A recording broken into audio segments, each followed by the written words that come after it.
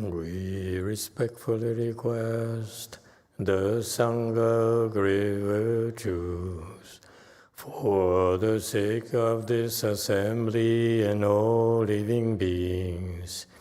Please turn the wonderful Dharma wheel to teach and guide us how to end birth and death, leave suffering and attain bliss, and quickly realize non-birth.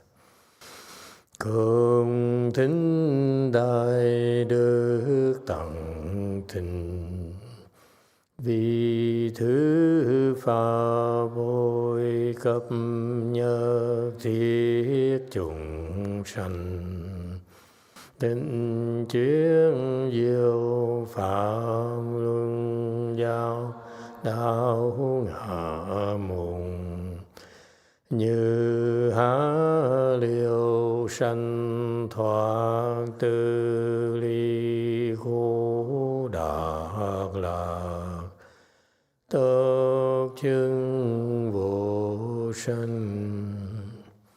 Homage to the Blessed, Noble, and Perfectly Enlightened One.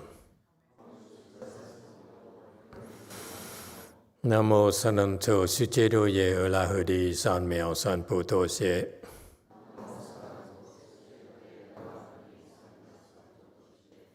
Nam mô Tát Đắc Tha Thu Ya Đa Ya A La Ha Đế Tam Miệu Tam Mô Đà Toa.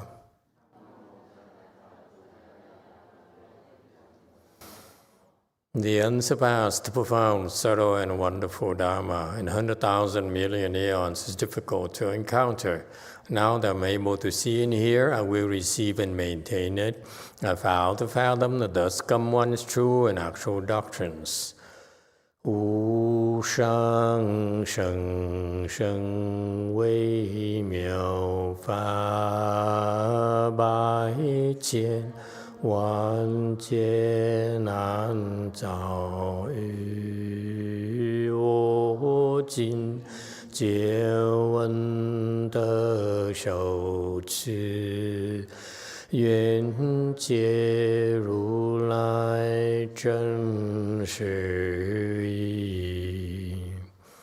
O Buddhas and Bodhisattvas, Great Master Qingliang, Great Master YongHua, all good monks and nuns, and all good knowing advisors of Emitofuo. 诸佛菩萨、金良大师、师父、上人各位主持人、各位善知识、弥陀佛。Chư Phật Bồ Tát, kính thưa Thánh Lương Đại sư Thượng Tịnh Hóa, quý thầy cô và quý vị thiện tri thức A Di Đà Phật. Hello everyone, today is the 13th of June 2025. Thank you for joining our discussion of the prologue to the Avatamsaka Sutra. We're on slide 1426. Okay, it's in the area, the section where the Great Master Qingliang is discussing the Xianshou school of Buddhism. They classified Buddhist teaching into 5 periods. The first period being the Hinayana period, and here this section Hinayana period, the Master Xianshou is talking about, the Buddhist teaching is about gives us the insight into how our mind operates, and so. In particular, in Hinayana, they classify mind through different types of dharmas, various states of mind, and we went through quite a few of them. And now we're to the section where it talks about the 8 indeterminate dharmas. Yes, JMT.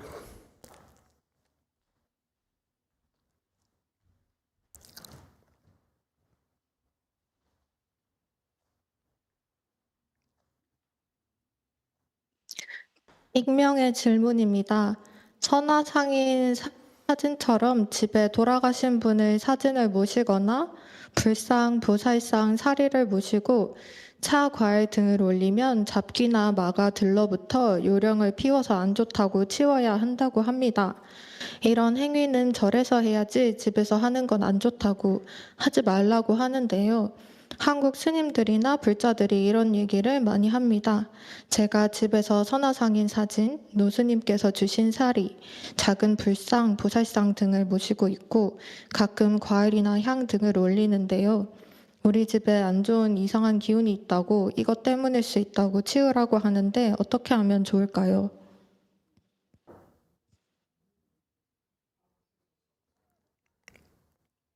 Master, is it bad if we put the photo of disease or the Buddha statue or charila?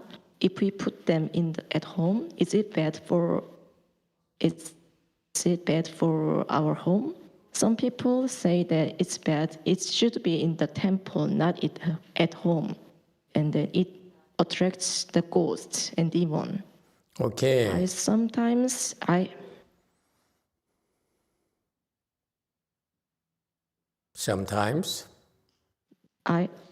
at home, I have a charila and a Buddha statue, and I offer fruit and then incense.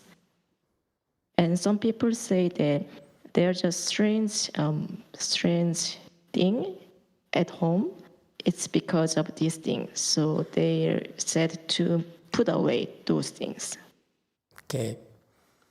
I disagree. You shouldn't have to worry about it.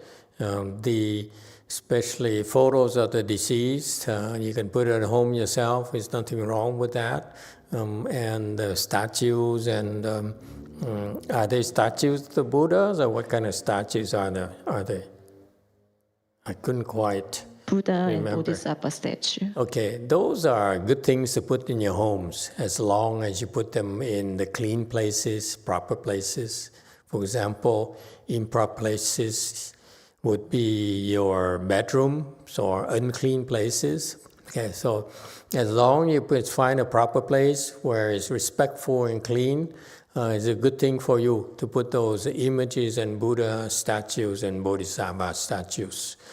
As far as photos of the deceased and so forth, there's nothing wrong with it, especially from our perspective, because they really are an emotional thing for you, so it's nothing wrong with that. But as far as other people, cases where you have some deceased people, you have some photos, let me try to think. And they basically are within a family, so I feel it's okay. It's not a big deal for you to keep the photos of the deceased. I would be cautious about putting photos of unrelated people, such as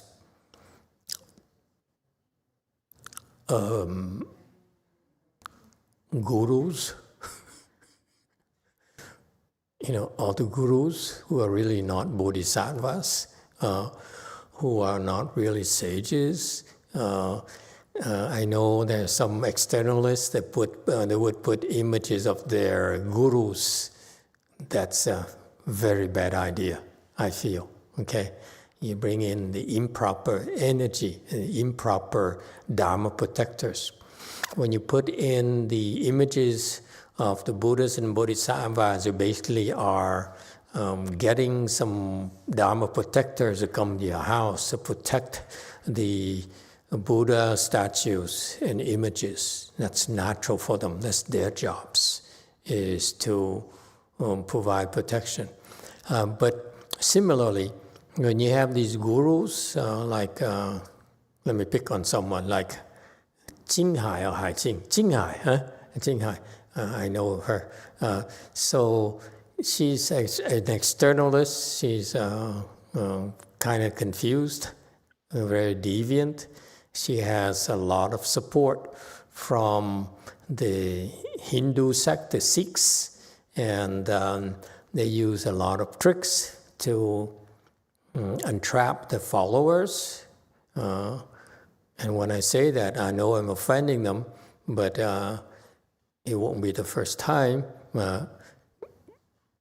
that I offended an externalist. I don't mean to put them down, criticize them. I'm answering it to my disciples, my followers. These people, they have their own Dharma protectors, and unlike ours, our Dharma protectors will pacify your home, will give some protection. Whereas the Dharma protectors from these externalists, they will bring bad energy into your house. And so it's a bad idea I would never put those people as images or statues or even things in my home at all. That's the only thing I would say. Whereas photos of the deceased, your family, it should be okay. Okay? In general, it's okay. All right, thank you for asking your question. Back to slide, okay, go ahead. 2. Again, so that you know, I went to Korea, and one of my followers introduced a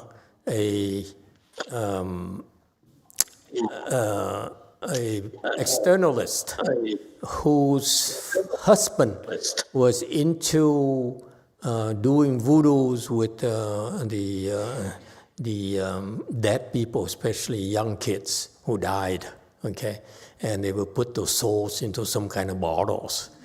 And so he used it to order them around and make them do things. There's such a thing as folks. Keep an open mind. And so the guy was making a living doing that, and after he died, unexpectedly, they stuck with like several of those bottles. Some of them are even cracked. And I think he's one of my disciples, but I'm not sure. He introduced them to the widow and told her to come and seek my help.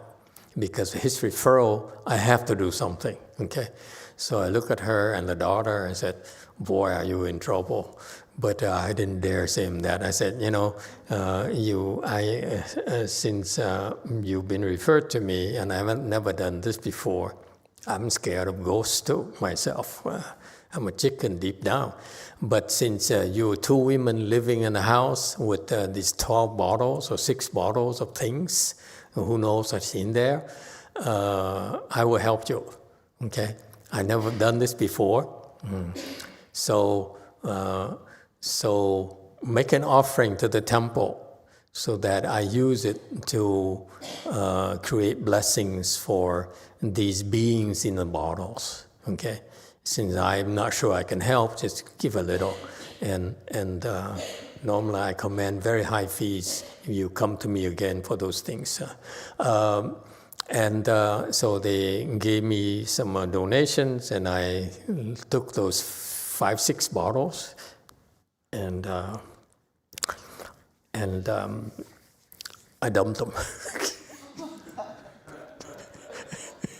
I said, I would never put these in my own temple. Are you crazy?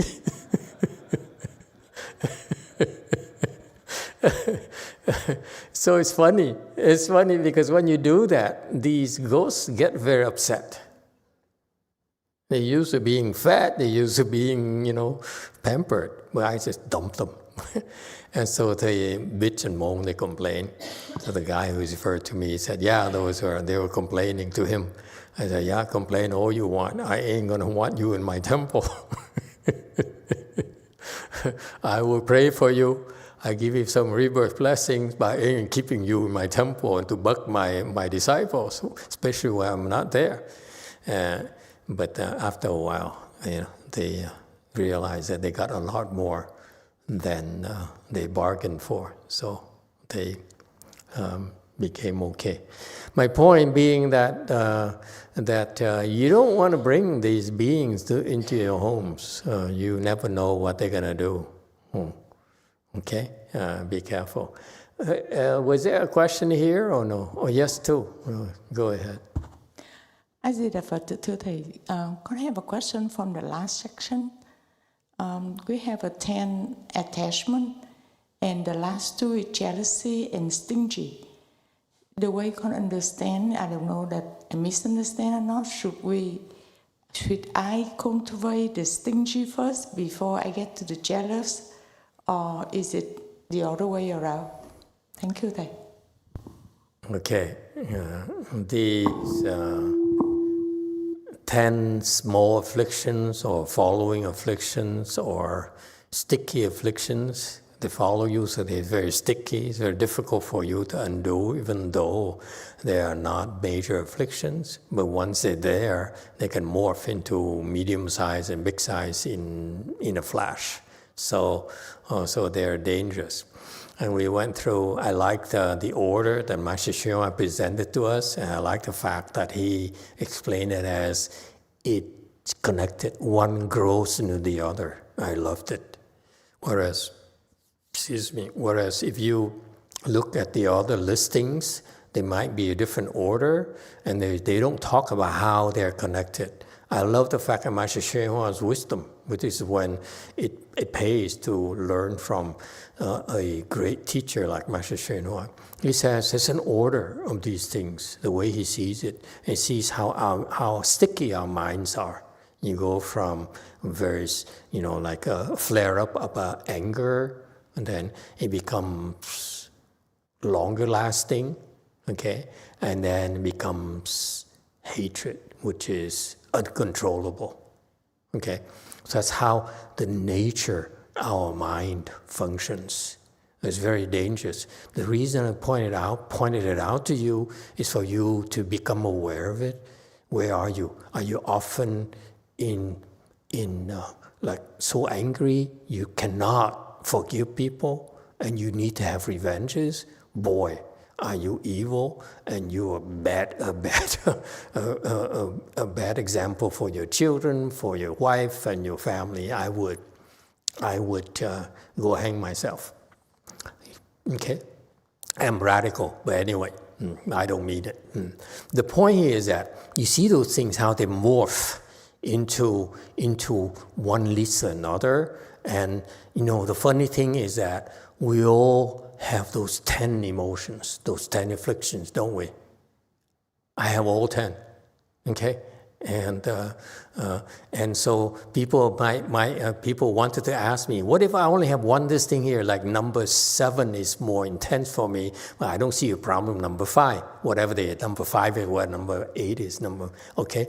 It doesn't matter. The point is that we've been building all these afflictions, accruing all these afflictions lifetime after lifetime after lifetime. We don't realize that these small afflictions, they grow sequentially, okay, lifetime after lifetime. So we have all 10 practically, okay? And each lifetime, maybe one is more predominant than the other, but beware the fact that when we want to undo that, it's not simply to undo jealousy, for example, by looking at jealousy and say, okay, so I won't be jealous anymore, okay? If you try to undo it that way, it's very, very difficult, okay? Because when you want to undo your jealous mind, okay, then actually you need to understand from that road map there, actually before you can undo jealousy, okay, you reduce jealousy, actually you also are reducing the other as well. So that's why it's not that easy for you, jealous people, to stop being jealous. And I'm not looking at anyone particular, by the way. Okay? Got it? We're all jealous. Okay? So that's why it's to me it's fascinating. And Master Hsuan explained it, and I saw now in myself. I said, "Oh wow, I did go through all those things, and the things actually for myself. I have a lot of problems, Okay, because I know they all are big with me. Okay, and so that's the concept behind it. If we're stingy, which I'm very, very stingy myself, I have a lot of work to undo that before I can really get rid of my stinginess. That's the point.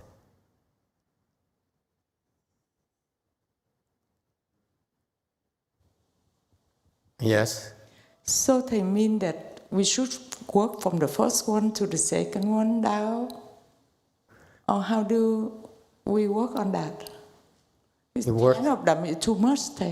Yeah, you work, okay, so like, good question. If I know that I'm jealous, and again, I'm not looking at anyone, okay? I'm jealous. First of all, do I admit I'm jealous? Okay, if you say, no, I'm not jealous, not me, then forget it. There's no point in working on it because it's you. You know, your jealousy will always be there. It's just hiding, that's all. And this is a secret. If you have these 10 minor afflictions, and you say, and you try to cover up, okay, to disguise it and pretend it's not there, it's simply hiding. That's all it's doing. Okay, so that's the first form. But when you work on that, that's why it's very important for us to look at ourselves. Boy, did I become jealous when that person got a good thing happening to her. Okay? For most people, they try to suppress it, pretend it's not there. Therefore, the jealousy only is reinforced, becomes stronger. And so does the rest of the prior afflictions. You see that? Whereas if you, hello? Jealous person? But if on the other hand, you look at it and say, I admit I'm jealous. I need to work on this. And what does Buddhism have to do to help me work on my jealousy? Okay? In Mahayana, it's called 随喜功德. Okay? Meaning that when something happens, good thing happens to others, instead of being jealous, when I realize that I'm jealous, then I should switch it to being happy for that person, getting a good thing. Okay? You switch the mode into that. That's the first thing you do. Okay? And that will reduce the intensity of your jealousy. And then the others become, they might pop up. And you work on the ones that are more obvious to you. Does it help?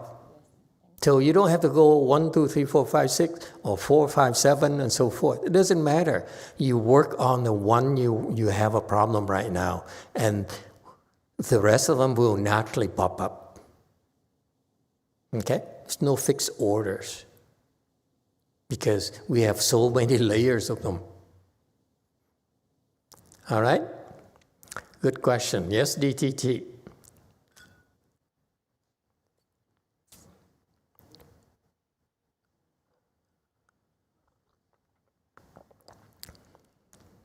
그 이브닝 세레머니의 몽산에 대해서 설명을 하시면서 집에서 모시는 거는 상관이 없는데 오퍼링 하는 거에 대해서 주의를 하라고 하셨거든요. 그러니까 인센트나 워러는 괜찮은데 푸드는 안 된다고 하셨는데 첫 번째 질문하셨던 것에서 그 과일을 오퍼링 한다고 했는데 그거는 문제가 없는 건지가 질문입니다.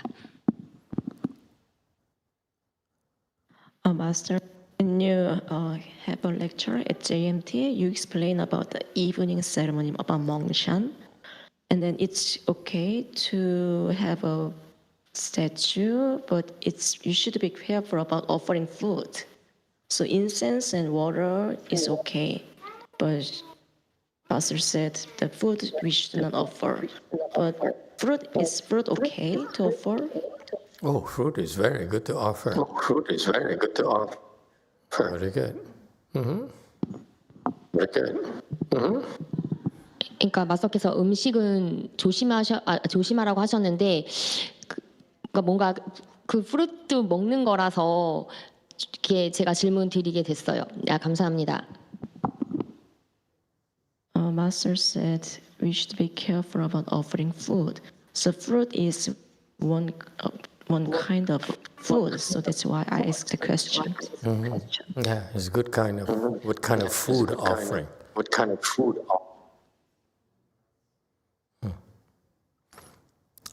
Okay, back to slide 1426.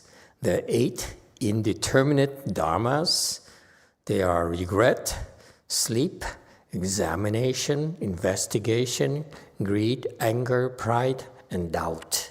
And Master Hsuan goes into, he elaborates on those. Let's see what he has to say. Okay, they're called indeterminate because we cannot classify them categorically as good or bad, defiled or pure. So they depend. It depends. Okay, that's why they're indeterminate. Okay. Furthermore, they're not pervasive at all minds and pervasive at all places. Okay. So the first one is regret.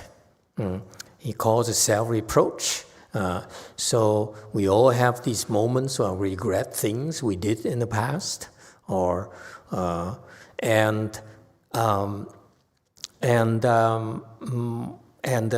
for some people it's more prone to having regrets, especially after you go shopping. I go shopping, I always regret that I bought something. I always have, I think the marketing people call it purchaser's dissonance.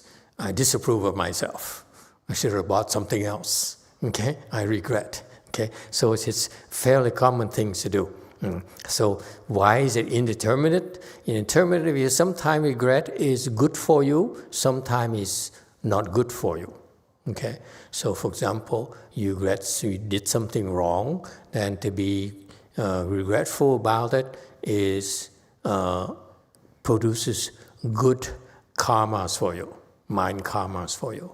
However, if you did something wrong and you cover it up, and you oh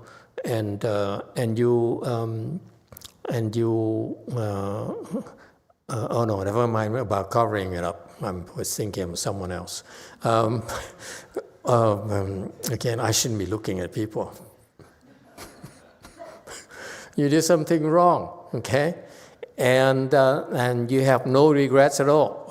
You make excuses, and then it's bad. Okay, that's all. So regret can be either way, depending on your intention, be it the intention behind it.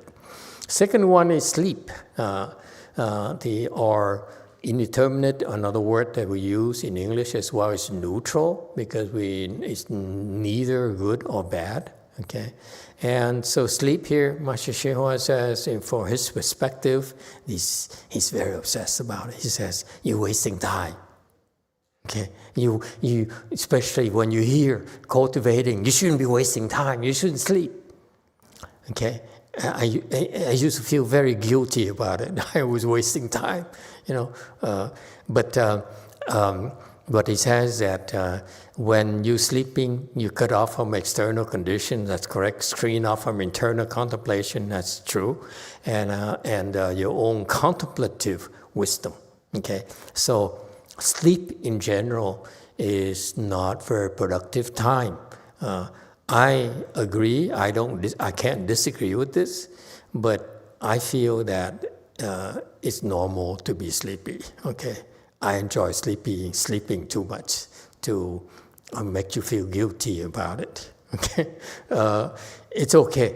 Sleep is one exception that would be okay as far as I'm concerned, unless you sleep excessively. Okay. All right. Number 3. Okay, and he goes into sleeping and flesh and so forth. I don't know what he's talking about. So I don't understand everything he explains anyway. So 1431. The third one, that the neutral Dharma is examination, and the fourth one is investigation. Okay. So this is about inside and outside. Okay. Examination is looking outside. Okay. And investigation is looking inside. So you turn your attention outside, or you turn attention inside. Outside examine, to examine. Okay? And inside is investigate. Okay? You police yourself. Okay? You investigate yourself, and you examine the work outside. Okay? And so he explains it. It helps that examination inside is more subtle, and outside is kind of the inside is more subtle, and you kind of is a waiting thing there. Whereas outside, okay, and then not wisdom. Outside or investigation.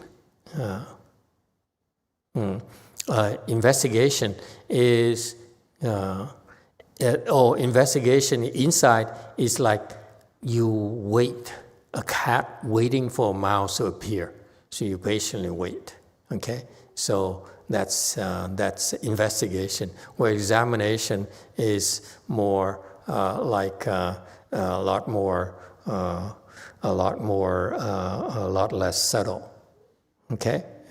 It's interesting how the level of details that the Buddhist sages would describe how our mind functions.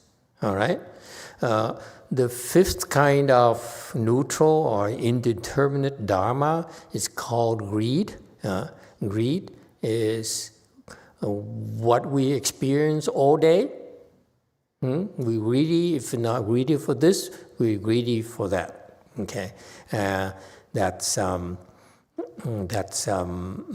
know what it's about, because that's what we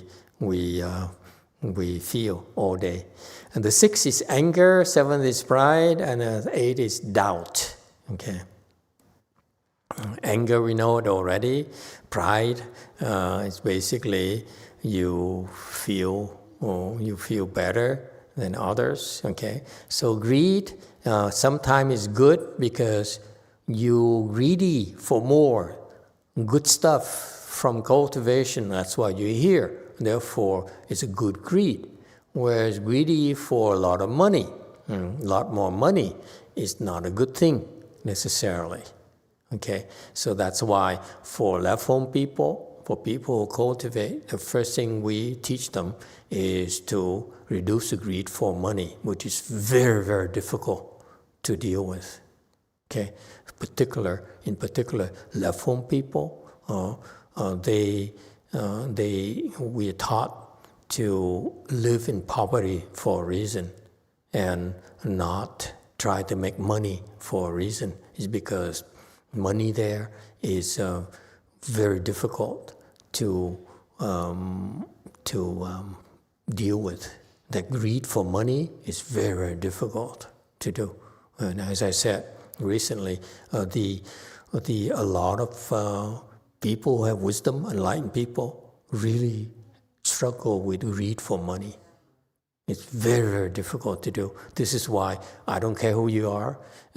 As long as you're in my temple, I shield you from that worry about money. Okay? That's my problem. Let me take the fall for you. Okay? Because even for very advanced levels, like even my master's disciples, I see them used to be advanced levels, they're still stuck on the money thing. That's why I learned from them. I watched them. That's why I made sure that we don't expose you to that problems, especially you left-home people. Okay, so greed is a very, very tough thing for left-home people. That's why, in particular, if you're a left-home person, do not go to work. Okay, it's very difficult for you. And that's, you can't cultivate. Okay? And bodhisattvas are greedy. They're greedy to save more living beings. That's Master YongHua's weakness. He wants to save more living beings. Okay? But it's a good greed. And we need that. We are greedy to become enlightened. We're greedy to become Buddhas. That's a good thing. That's a good greed. But greedy for things like money, for fame, not good. Okay? So it's best until that you have real wisdom, great wisdom, that's better to be poor and not famous at all. Okay? Better for your own good. So that you can develop your wisdom a lot faster. Anger, same thing. Anger, when is anger good?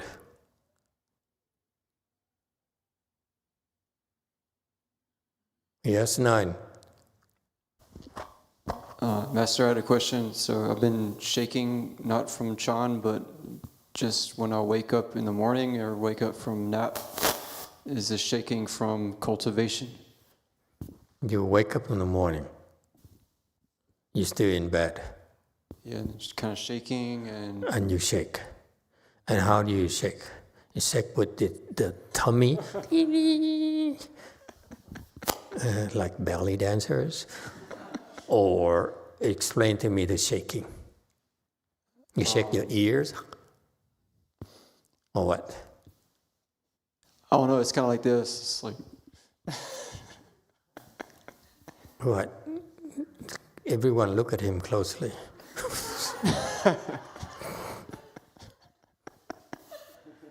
Okay, demonstrate to us how you shake. Okay, you ready? It's like... So it's upper body shaking. Yeah. And how long is the shake? Not long, maybe 10 seconds. And how does it stop? What happens? What do you do when to stop it? I don't know, it just kind of stops, but sometimes I get to recite the Sharangama mantra in the morning. When you shake? No, that's afterwards. What do you think? What do you think when you shake? You said, this is weird? And it stops. Yeah.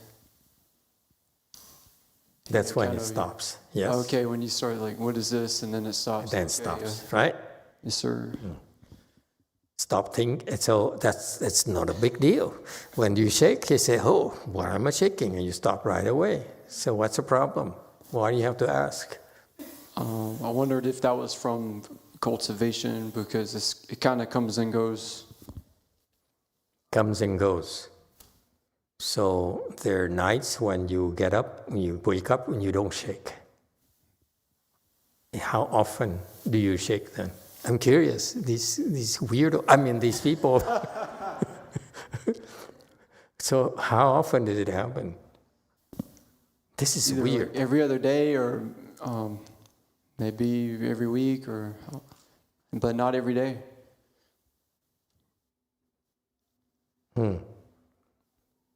I hate to say it, but it's a good thing. Okay. Let it happen. Don't think so much. So it shakes, so you shake. And next time sing la la la la la la la la la la la la la la la la la la. Okay? It's okay. Actually, it's a good thing. It's amazing that this guy sleeps and he wakes up and then he has concentration. That's why he shakes. For those of you who shake, it's from your concentration. From the way he describes it, it's from his concentration. And then, because when he wakes up, his mind is like, it's not working yet. So he shakes. As soon as his mind started working, what am I doing? That's when he comes back to earth. Okay? You're kind of weird. People, when they wake up, that's when they start thinking right away, what I'm going to do with my life. boy, am I so lonely? All those thoughts, right?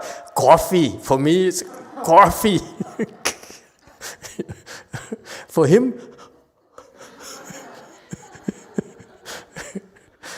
it goes to tell you, all sorts of weirdos cultivating with us. Yes, go for it.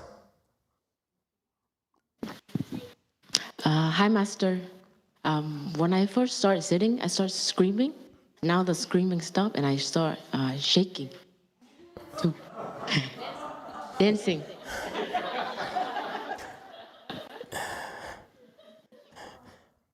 And you complaining? You don't scream anymore? Does your husband complain or what?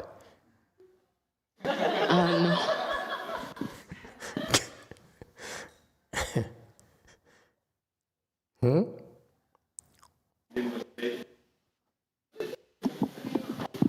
Is your husband there? He complains. He doesn't complain. I- When you scream. Okay, I'm just curious. This is a domestic thing. Since you brought it up, I'm curious now. When you scream, you sat and you screamed, okay? Because it hurt, right? And your husband was there. What was his reaction? Yes. What do you mean, yes? I have no idea. I never asked him. You young people never talk to each other, huh? Husband. How often do you talk to your husband? Every day, Master. Okay, and let's not go there. Okay, so now you don't scream anymore. Okay, so that's a bad thing? Yes. It's a bad thing. I don't know, Master. I want you to know, this woman here first came to our temple, Go Forest, and we taught her to sit in full lotus, and she would cross her legs during lecture, okay? And then won't be long before she started screaming off the top of her lungs. If you can imagine me, the big masters, lecturing on the Avatamsaka Sutra, the biggest sutra in Buddhism, and I have a woman who's screaming her head off. How does it look? It was so embarrassing for me, personally.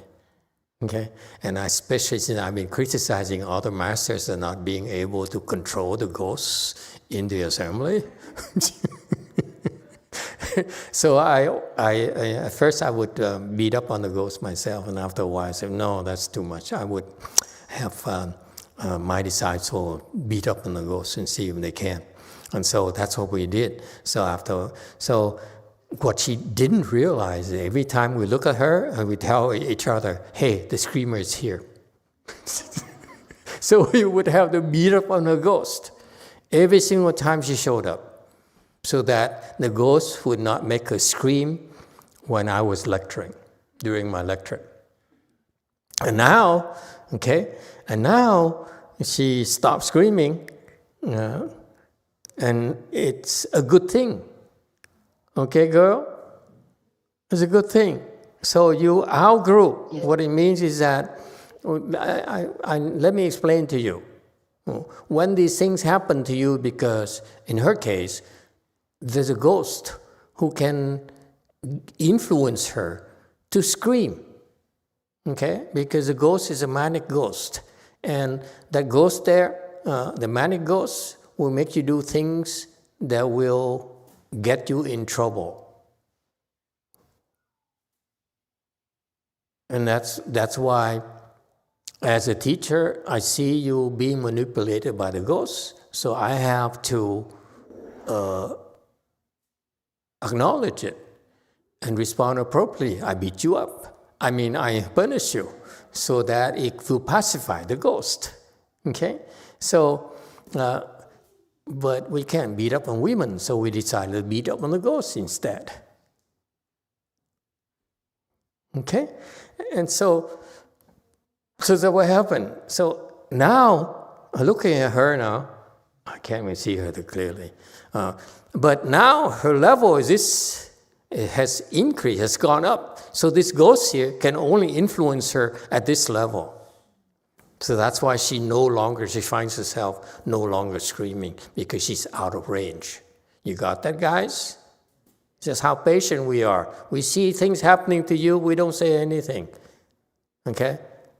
You say, how come it's not working? You teach me, and all of a sudden now I'm screaming, now I'm hurting, now all these things. All the things my only answer is it's a good thing. You believe, you continue, it will get better. You don't believe, tough luck, goodbye, okay? I hope you be happy somewhere else. But now she's at the level, this level, the screaming ghost cannot affect her anymore, cannot influence her to scream anymore, so it's a good thing. Now she's happy. Look at that.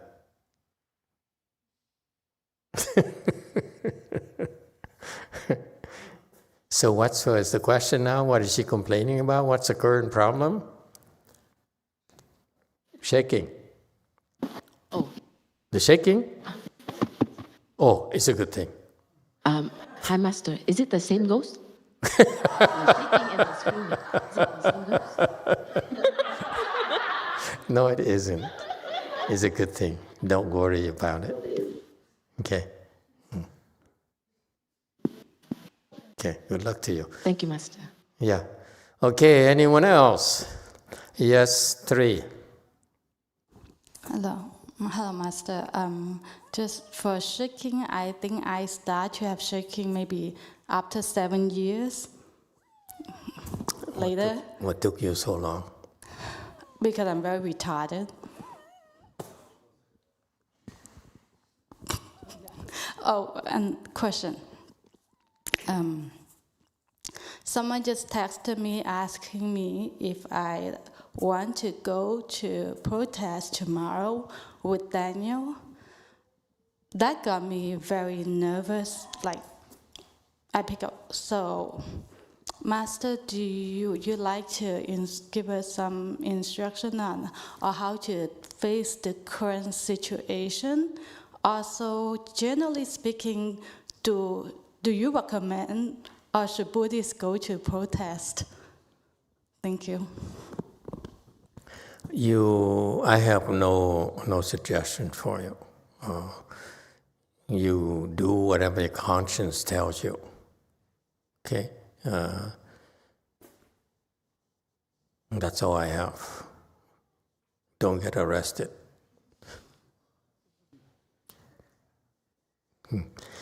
All right. Yes, 9. It's from our YouTube audience, from Daniel 7. Master, if someone does something bad to me and then something good happens to them, should I practice to be happy for them? Thank you. No, you do voodoo them. It's not fair. If they did something bad to you and if something good happened to them, we feel free to get some voodoo.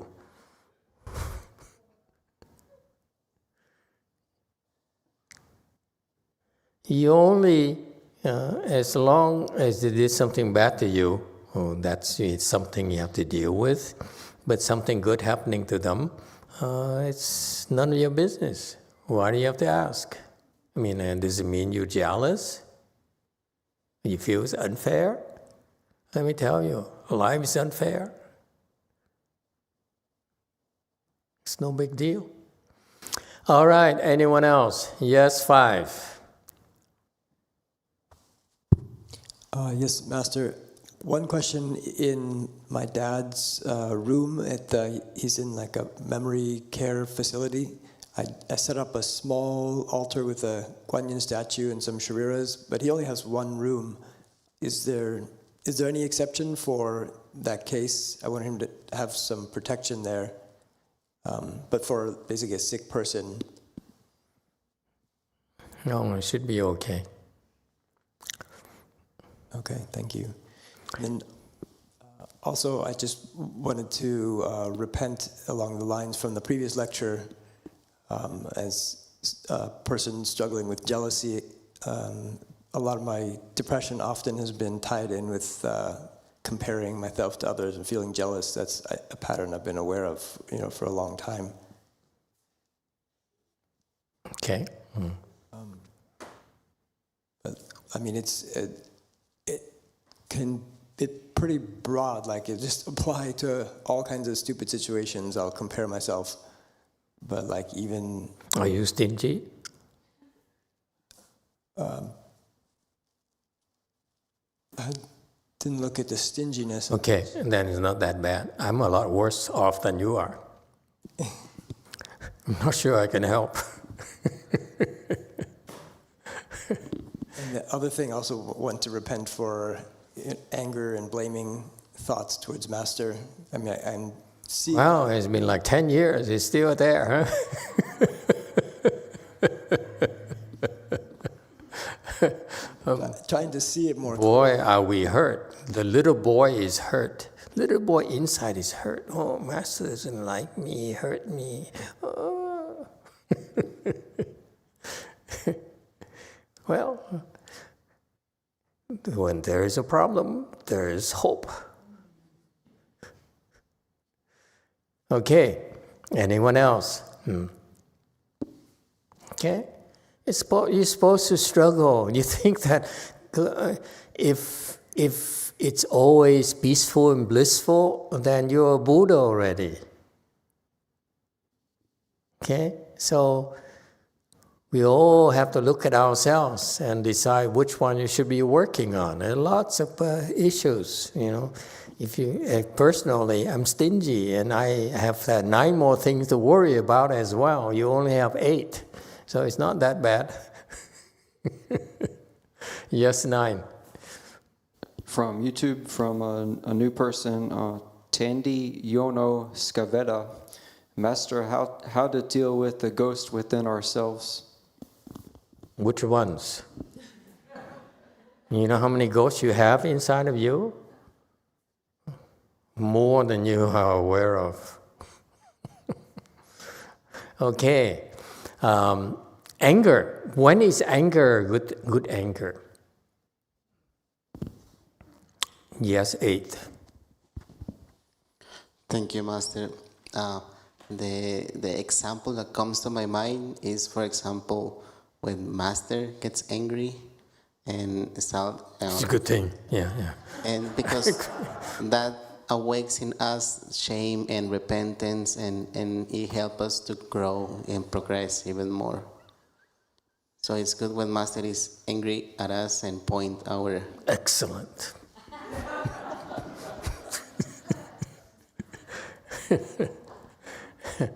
So, in general, when is it good?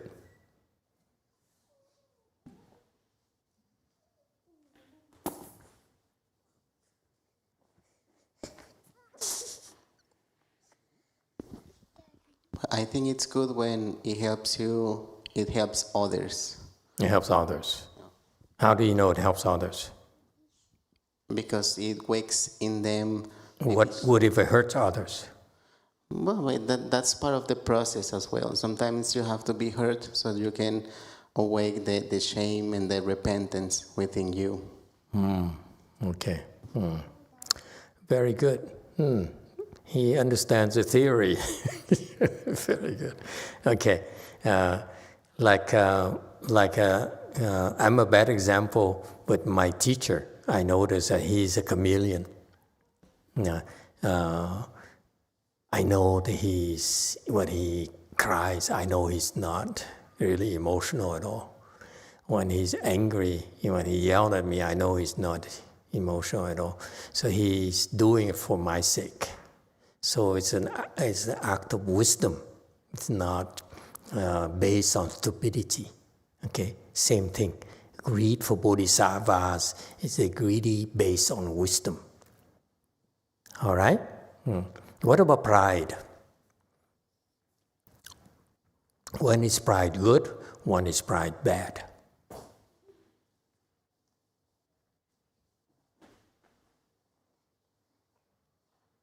You're proud of yourself, aren't you? No?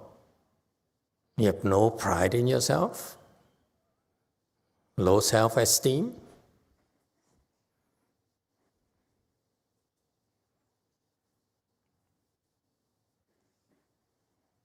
When is pride good?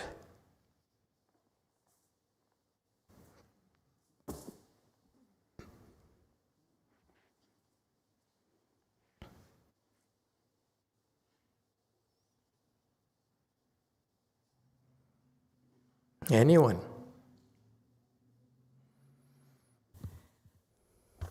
Master, when you believe in yourself, you believe you can do it.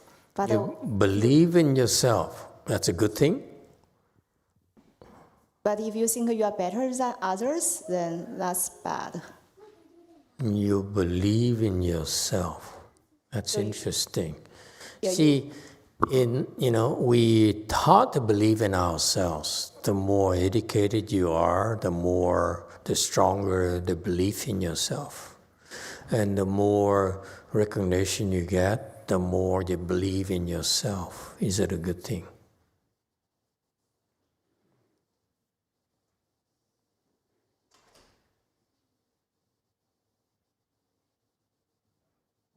Is it a good thing? When you believe in yourself. Let's say you're a professor and you get your papers published. You are recognized by your peers. You're recognized by your students as a good teacher and so forth. So you believe in yourself, yes, more and more. Is it a good thing?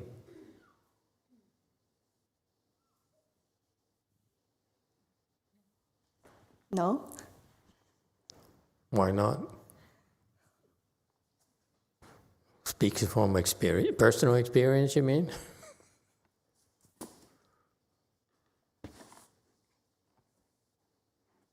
Why is it not a good thing? Why is it not a good thing? You tell me. I'm just asking you. You can't throw the same question at me. Huh? I think it's a good thing. So you make You think it's a good efforts thing? and you make it happen. Make it happen. Okay? So you're successful at your jobs. Okay? Your children respect you. Okay? I like to be like daddy. I like to be a mommy. I want to be a professor. I want to be an engineer. I want to be a doctor. It's a good thing, right? So that's a good thing. Anyone? Is it a good thing? For those who are not professors, you are not doctors, you are not successful, is it a good thing?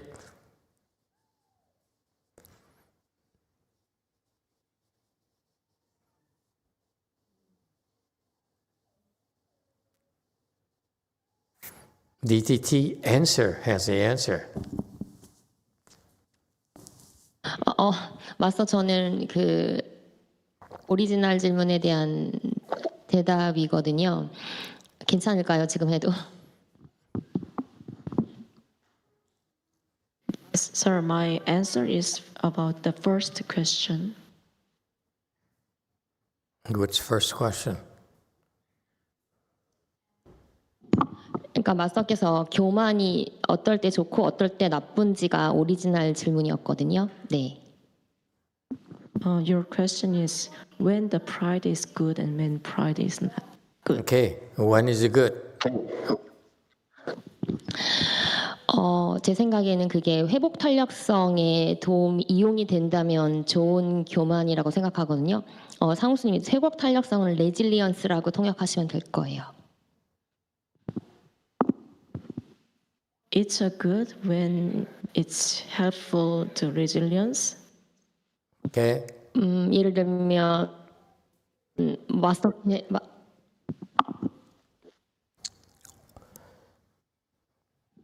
그리고 나쁘게 이용되는 거는 선지식보다 내 자신을 더 믿는 것이 나쁘게 작용하고 있는 교만이라고 생각합니다. 저는. And bad pride is when I believe myself more than good knowing advisor. Okay, very good. So you're a good father. Okay, you're a good father, you're a good mother. So you're proud of yourself being a good father, good mother. I'm asking you, is it good or bad? Never mind about professors or doctors and whatever, presidents or whatever. I'm asking you a very simple thing. Are you a good mother? Are you a good father? Are you a good aunt? She says it's a good thing. Anyone else? Good or bad? Newly promoted person is good or bad? I'm checking your wisdom here. Good or bad? Good. Okay. Chicago. What about the other one? Yeah, give wrong answer, you get demoted.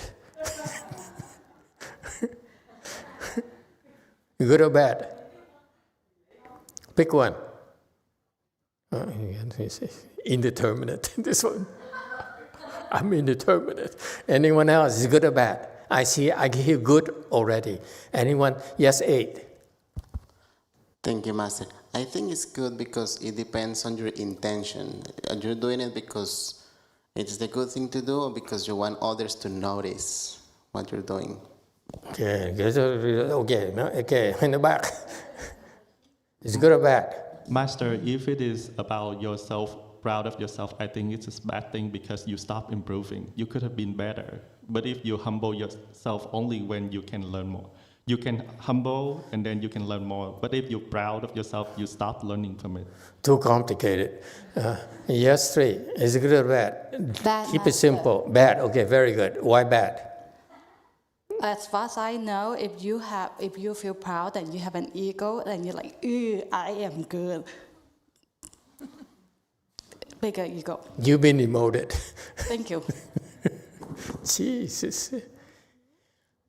I gave you the clue. You're proud of yourself, meaning there's an ego there. How can it be good? If you have an ego, it's no good. No two ways about it.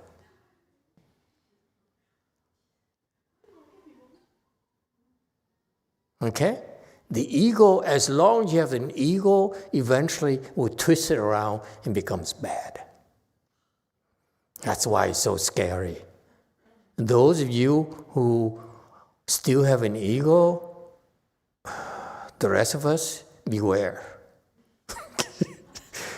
Today, he's a good guy, but tomorrow, who knows? The ego, nature ego, it flips. No rhyme or reason, it flips. Changes with the weather, okay? Change it at the stroke.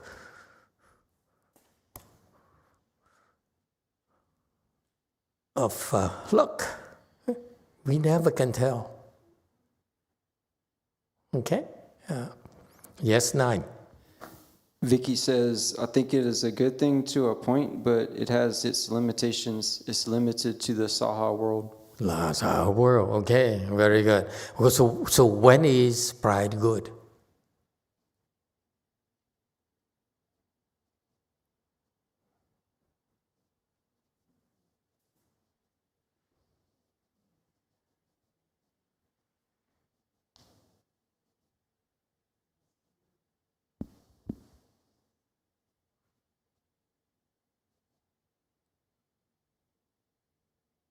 When is pride a good thing?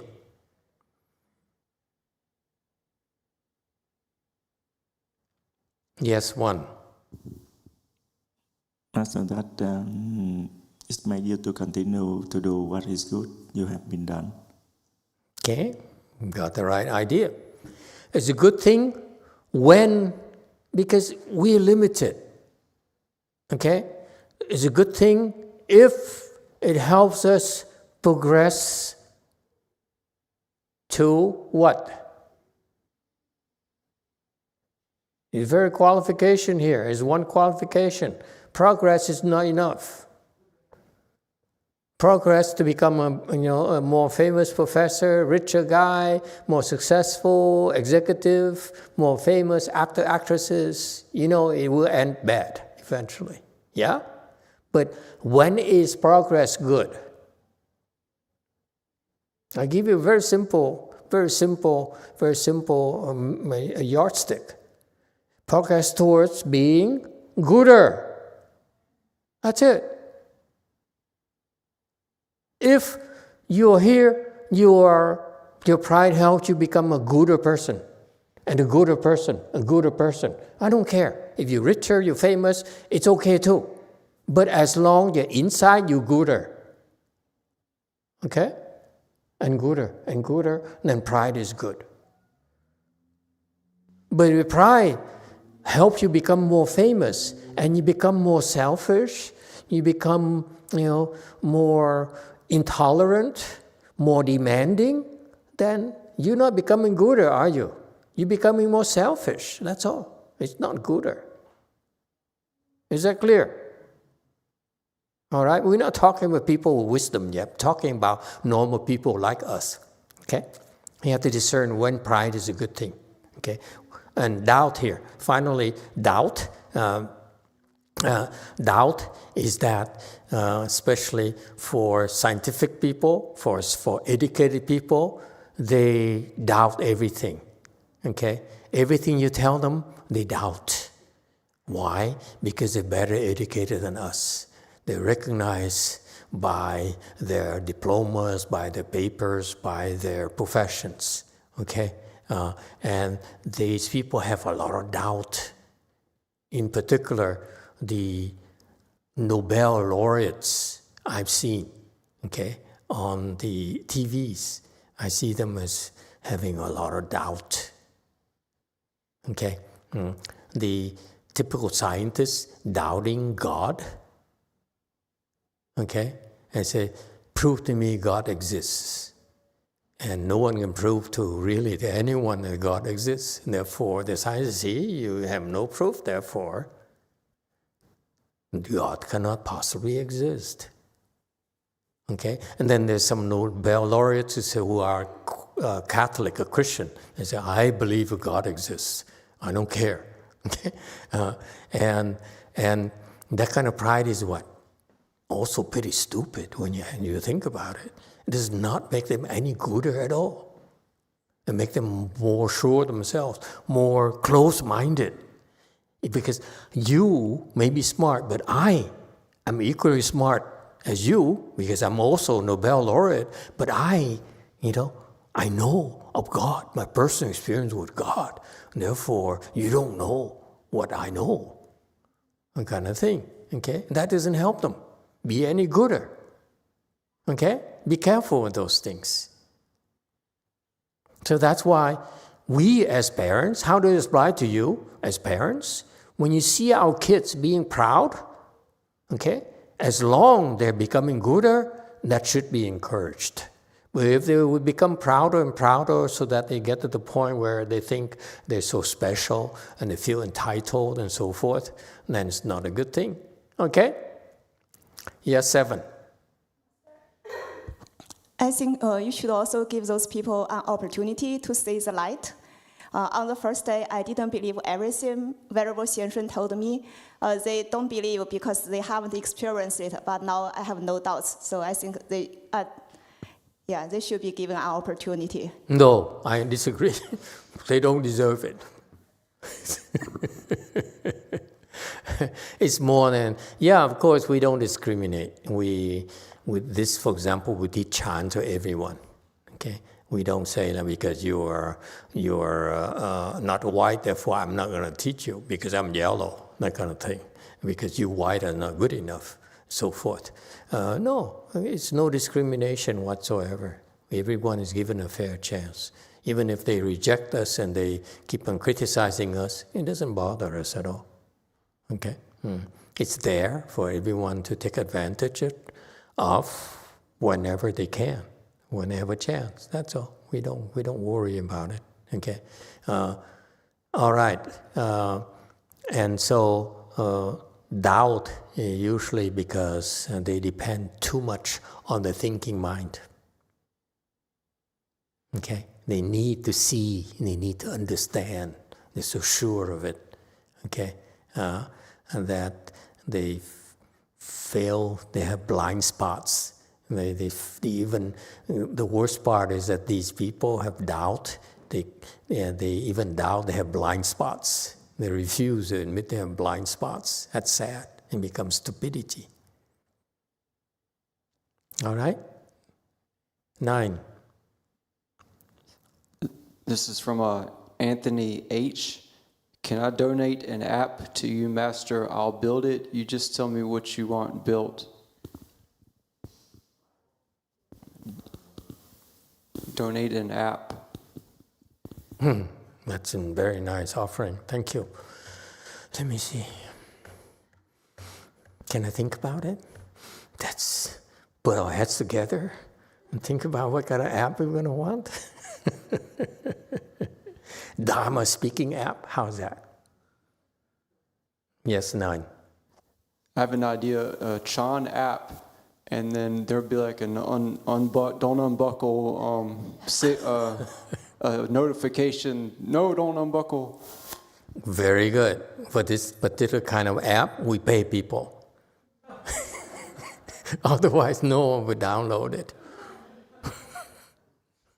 Okay, yeah, and so there are 8 unfixed dharmas there, and then there are more. There are 14 activity dharma, non-interactive with the mind. There are attainment, non-attainment, generic similarity, reward of no thought samadhi. Okay, don't try to understand. You see, to learn the Dharma is just be exposed to it, listen to it, that's all. Samadhi of extinction, life faculty, birth, dwelling, changing, impermanence, bodies of nouns, bodies of sentences, bodies of phonemes. Okay? And you can go through. Yeah, the 4th general category of activity dharma, non-interactive with the mind. And the great vehicle, of course, has more detailed, and the small vehicle has only 14.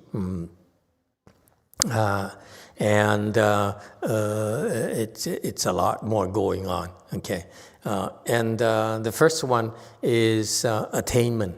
Okay, the te is you get something, all right, and the opposite of that is non-attainment. You can't get it, and so for this thing here, we want something. Before we want something, we want it so bad. After we want something, that we're afraid not to have it anymore. So you see, it's self-torture before and after. Be aware of that.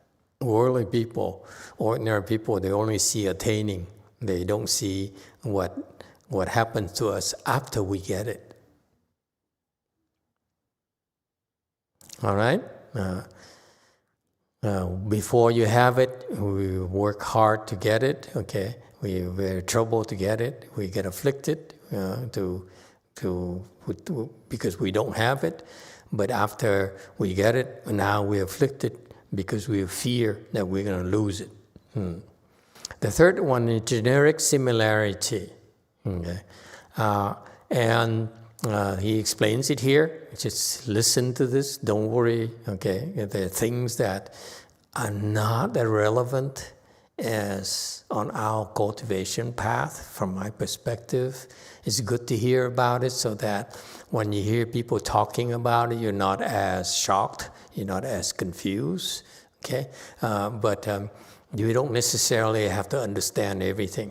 Okay, because it's too detailed, more detailed than it's helpful towards your progression,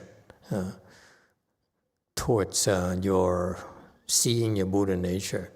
Bodhisattva has generic similarity with bodhisattvas, arhats the same with arhats, among people, ghosts, and so forth.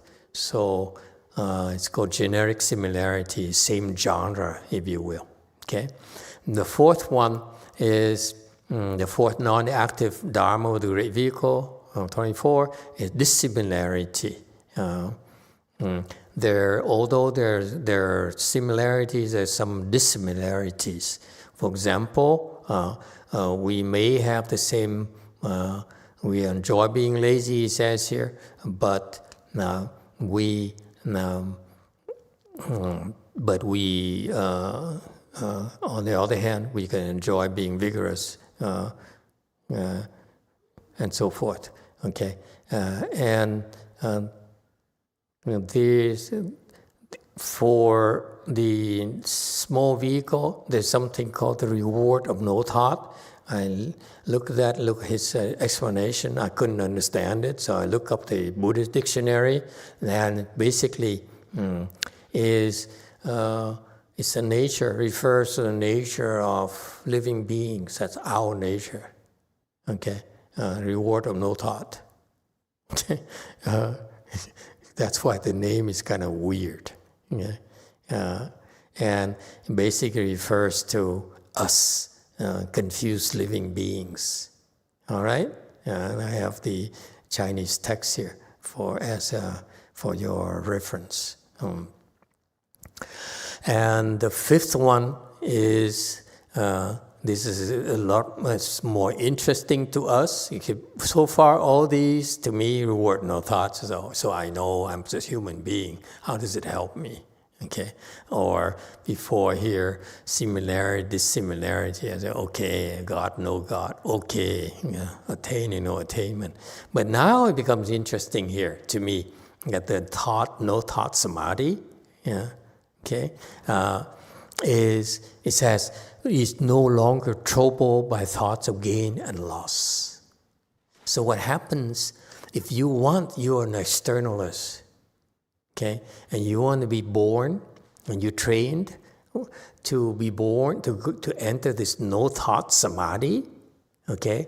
Here, the Buddhist explains it to you clearly, because it's their aspiration to go into this no-thought samadhi so that they can be born into the heavens.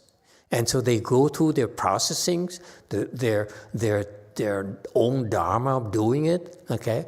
They have a lot of experience, but from a Buddhist perspective, it's very easy for us to get there, okay? Is you only drop the thoughts of gain and loss, and you be entering that samadhi of no thought.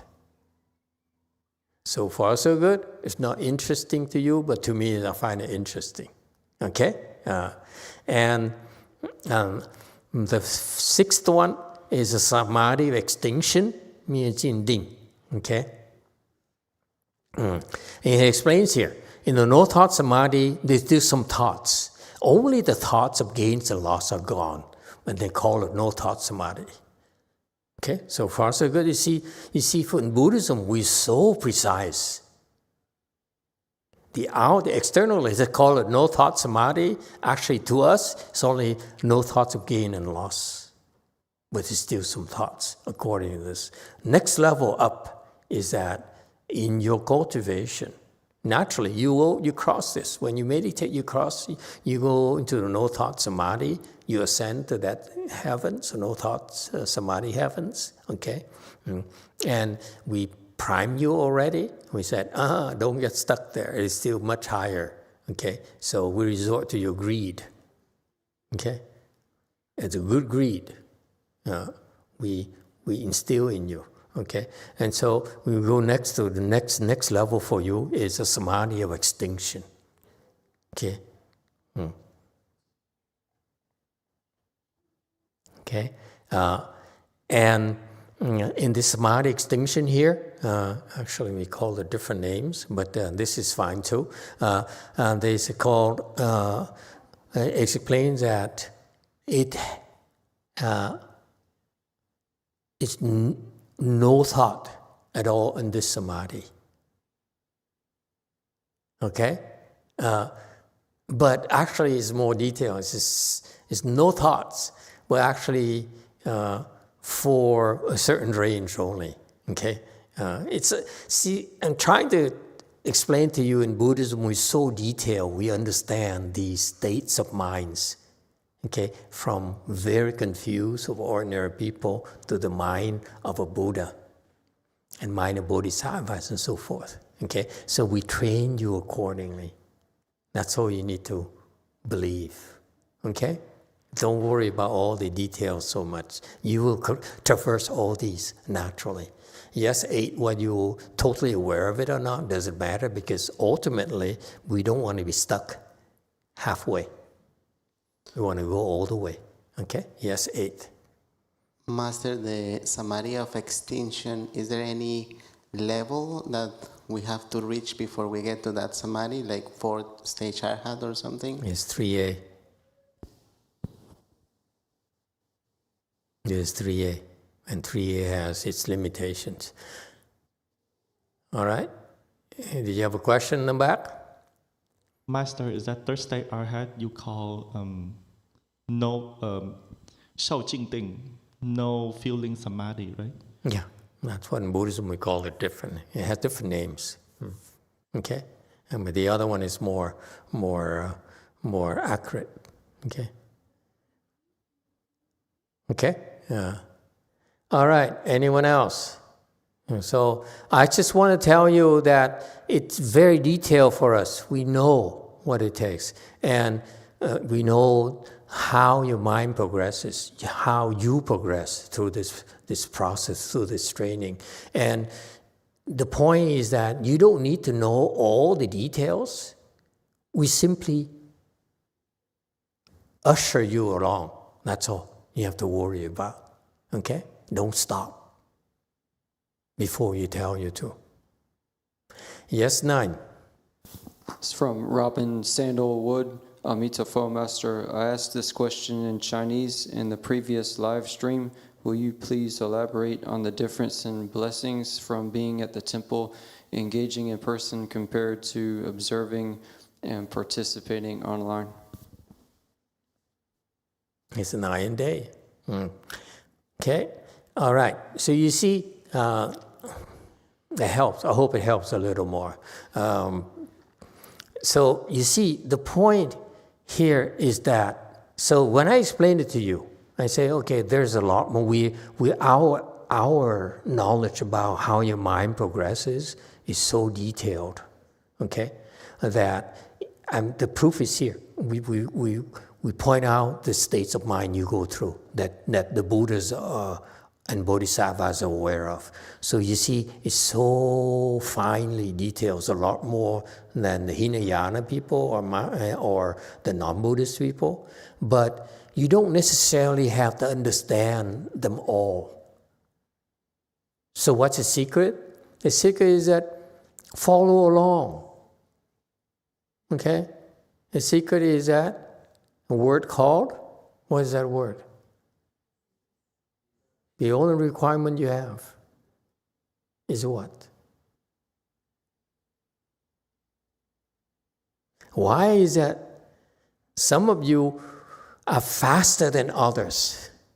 It's not about how long you've been doing it, but sometimes a new kid comes in and she goes like this, and you've been at it for decades, and you say, don't get there. Why is that? What's the difference? And this is why it doesn't make sense for you to be jealous, but you're an idiot. What's the difference?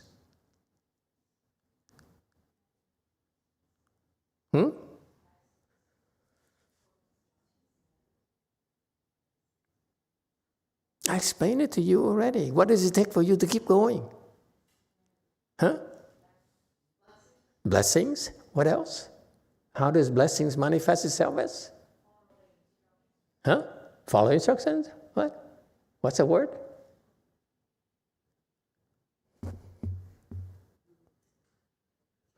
What about the screamer? It's funny to me because I see the screamer in Go Force. She screams and she cries, and it's a totally absurd thing to happen. So how did she get through this? That's 8. Vigor? Vigor, okay. Faith. Because when she asks, should I worry? I say, no, it's okay. I shake. Should I worry? No, it's a good thing. What is it telling you? Have faith. If you have faith, it will turn out good. If you want to understand, There's no way for us to help you understand. But you follow along. When you get there, you say, it makes sense. That's all. Got that?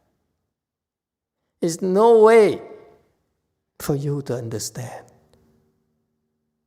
We cannot help you understand. Because your mind cannot understand.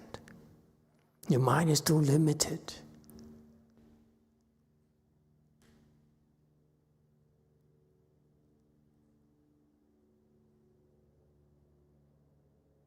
And this is a problem with educated people. This is a problem with Westerners. Westerners demand results. Westerners demand facts. Okay? But they are too stupid to understand facts.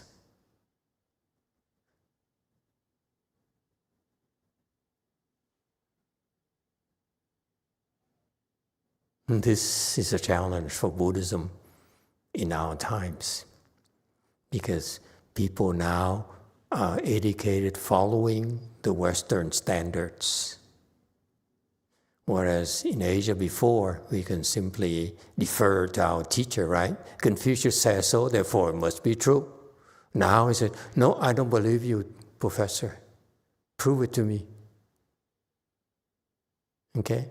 For scientific things, it makes sense. Okay?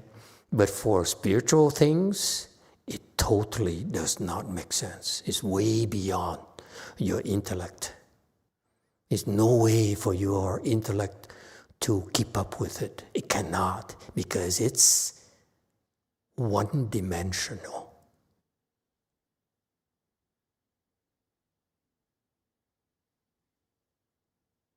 The problem is multidimensional, but you only see one dimension. You insist on staying in that one dimension. That's a problem with Westerners.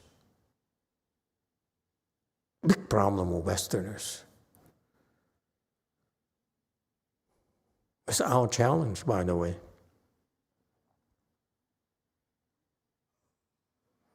Okay?